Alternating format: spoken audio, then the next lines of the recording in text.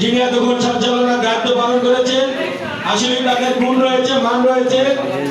তিনি এখন আমাদের মাঝে কিছু মূল্যবান কথা বলবেন, জনাব আনিসুজ্জামান মানিক সাহেব।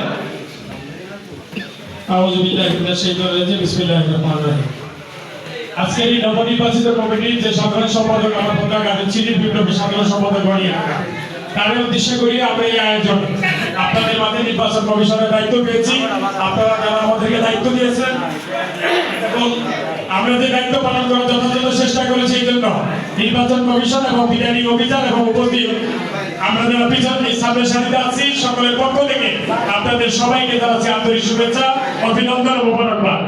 প্রিয় নেতৃবৃন্দ, আমি আসলে বক্তব্য কিছু দিতে চাই না, তারপর যে একটা কথা না বলে না, আমরা রনি হায়দারকে চিনি ছোট্ট একটা মানুষ হিসাবে, একটা সমাজসেবক হিসাবে, একটা টাওয়ারের প্রতিনিধি হিসাবে, কিন্তু ব্যক্তি রনি হায়দারের ব্যাপক পরিচিতি আছে।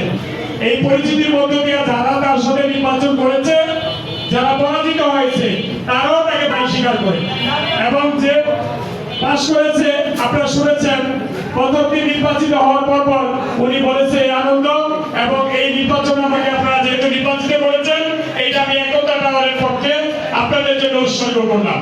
সেই সুবাদে আমি বলি, ছোট্ট একটা পরিচয় হচ্ছে, উনি পদ্মা গার্ডেন সিটির সম্মানিত সাধারণ সম্পাদক, মুসলিম নগর জামে মসজিদের বর্তমান সহ সভাপতি, নূরে মদিনা মহিলা মাদ্রাসার বর্তমান সাধারণ সম্পাদক, একতা ভবনের বর্তমান সভাপতি, একতা মসজিদের বর্তমান সভাপতি, শান্তিনিবাস আবাসিক এলাকার প্রতিষ্ঠাতা ও বর্তমান সভাপতি, জাবেদুল টাওয়ারের বর্তমান সভাপতি, আদর্শ ট্রেনার এবং আদর্শ ট্রেনার বিজনেসের প্রধান পরিচালক, মসজিদ সোয়েটার এন্ড গার্মেন্টসের স্বত্বাধিকারী, একতা টাওয়ারের ভোটে নির্বাচিত বর্তমান 3 বছরের নির্বাচিত সভাপতি।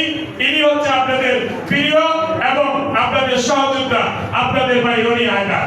রনি হায়দারকে আপনাদের সকলের পক্ষ থেকে আমার আন্তরিক শুভেচ্ছা অভিনন্দন জানাচ্ছি। যেহেতু সকল প্রতিষ্ঠানে আপনাকে এতগুলি দায়িত্ব দিয়েছে, আপনার একটা মাথার মধ্যে অনেক ঝামেলা। আমি কিছু কথা বলতে চাইতেও কেমন জানি আপনার প্রতি আমার একটা প্রতিহিংসা থাকে। কিছুদিন আগে আমি এখান দিয়ে যখন যাই, তখন পদ্মা গার্ডেন সিটির সম্মানিত সাধারণ সম্পাদকে মনে হয়েছিল এটির মধ্যে একটা ভবন। হঠাৎ করে আমি কিছুদিনের মধ্যে আবার আপাতত ইগোর পরে এগুলোটা দিয়ে যখন যাই, দেখি আলোকিত একতা টাওয়ার। ব্যাপার কি, আবার এই ফুলের সাজানো অফিসে আসলাম, সেই সুন্দর একটা অফিস, কিন্তু পদ্মা গার্ডেন সিটির তারা তো মানে না। প্রিয় ভাই, আপনার পাশে আমার সহযোদ্ধা জয়েন্ট সেক্রেটারি মাহমুদ ব্যাপারী সাহেব, আমরা কিন্তু উল্টা পাল্টা বলে ফেলবো, কারণ আপনার ব্যাপারে সব কি হয়ে যায় আর আমাদের ভবনটা কেন দেরি হচ্ছে। দ্রুত গতিতে সিদ্ধান্ত নেন, আপনার সিদ্ধান্ত থাকে, আমরা আশাবাদী 2 বছরের মধ্যেই আপনি আমাদের পদ্মা গার্ডেন সিটি করে দিবেন এবং আপনার প্রতি আমাদের দোয়া রইল, ভালোবাসা রইল, সার্বিক সহযোগিতা থেকে যখন যেখানে প্রয়োজন হবে আপনার তাকে আমরা পদ্মা গার্ডেন সিটি ছাড়াও ব্যক্তিগতভাবে আমি আনিসুজ্জামান মানিক আপনাকে সহযোগিতা করবো ইনশাআল্লাহ।